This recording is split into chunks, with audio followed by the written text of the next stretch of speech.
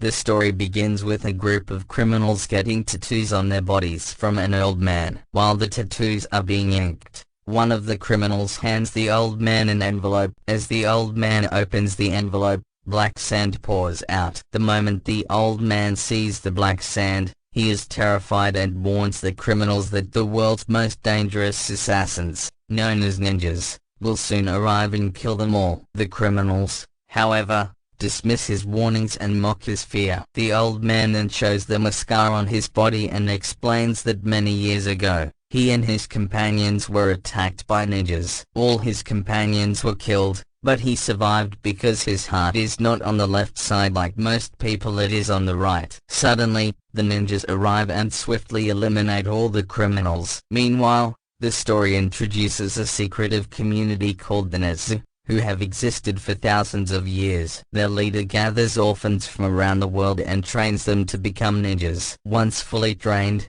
these ninjas are sent out to assassinate high-profile individuals in exchange for 100 kilograms of gold. Once a ninja takes a contract, no one can escape their fate. The leader introduces a young orphan named Raizo into the community, believing that one day Raizo will become their leader. Raizo's training begins, and it is incredibly brutal. Any mistake he makes results in severe punishment. He is trained to move silently so that no one can hear his footsteps. Compassion and mercy have no place in this training. One night, after a harsh punishment that leaves him wounded, a girl named Kiriko visits him. Kiriko, also an orphan, is undergoing ninja training. She applies medicine to Raizo's wounds and shows kindness, setting herself apart from the others. Years pass, and the trainees grow older. Raizo faces a senior ninja in combat, but the senior ninja cheats to win. The leader is aware of the cheating but punishes Raizo instead. Determined to prove himself,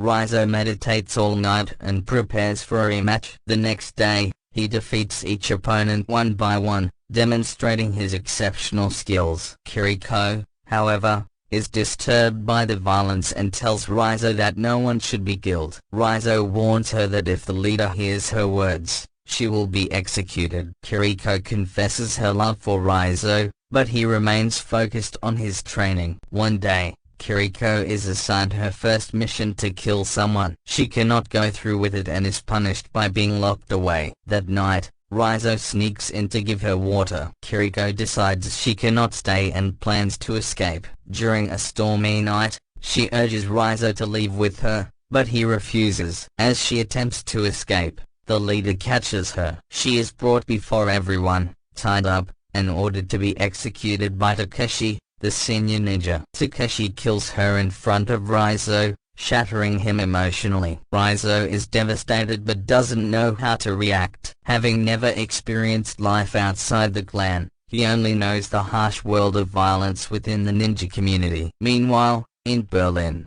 we meet Mika, an agent investigating evidence that ninjas still exist and operate as assassins. She uncovers links between ninja assassinations and major political murders. She takes her findings to her boss, but he dismisses her claims, believing ninjas are a relic of the past. Mika is determined and convinces her boss by showing him more evidence. They learn that a previous agent who investigated ninjas was fired and later murdered. Mika visits the agent's wife, who reveals that her husband lived in constant fear after losing his job. He installed double locks on every door and kept the house brightly lit at night. Despite his precautions, one night he sensed someone nearby, and all the lights suddenly went out. He was killed by a ninja. Meanwhile, Raizo is sent on his first mission to Berlin to kill gangsters. He successfully completes the mission but is then ordered by the leader to kill a traitor. This reminds him of Kiriko's execution, and he realizes the leader is manipulating him for evil purposes. Raizo turns against the leader,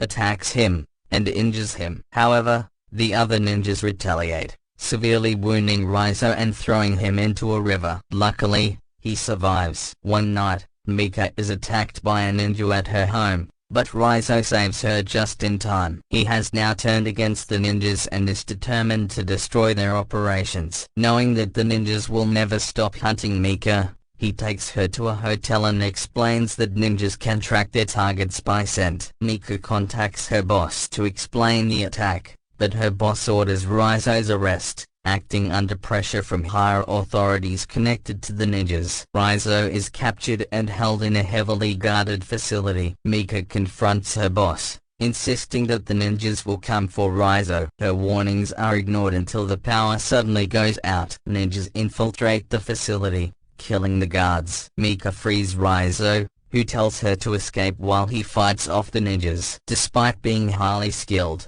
Raizo struggles against the overwhelming number of ninjas. Takeshi arrives, and they engage in an intense duel. Just as Takeshi is about to kill Raizo, Mika intervenes by hitting Takeshi with the car and rescuing Raizo. They retreat to a hotel, where Raizo tends to his wounds. He shows Mika a tracking device hidden inside his body. Mika hides outside as the ninjas arrive and capture Raizo, taking him back to their lair. The leader gives Raizo a final chance to rejoin the clan, but Raizo refuses. The leader attacks him, delivering fatal blows, but Raizo survives due to his intense training. He spits out the hidden tracking device, revealing their location to Mika and the SWAT team. They launch an assault on the ninja headquarters. As the battle rages, Raizo confronts Takeshi and kills him, avenging Kiriko's death. He then faces the leader in a final showdown. The leader tries to manipulate Raizo by reminding him of his upbringing, but Raizo declares that he is no longer bound by the leader's control.